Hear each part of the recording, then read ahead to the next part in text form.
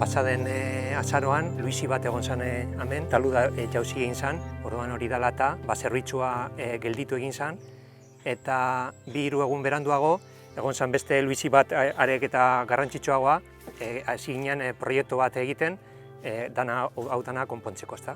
Egin duguna da, kanpotik talud hori reforzatu, egin behar izan ditugu 400 metro mikropilote eta 3000 metroko lurrak mugitu behar izan ditugu, eta baita ere tunela barrotik reforzatu egin behar izan dugu.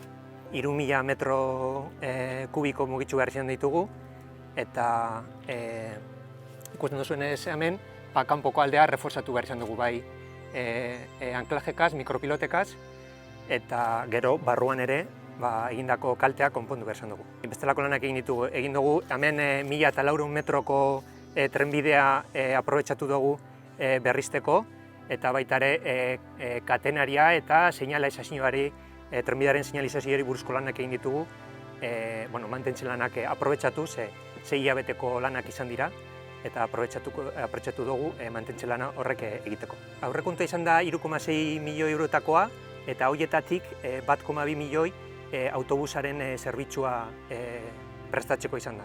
Egun barru lehengo trenaren probak egingo ditugu, eta datorren ekainaren 1-etik aurrera, astelehenetik aurrera, zerbitzua igiri egingo da, Debatik eta Zumaia bitartean, azkenengo 6 hilabetetan zerbitzua itxita egon da, eta datorren astelehenan igiri egingo da,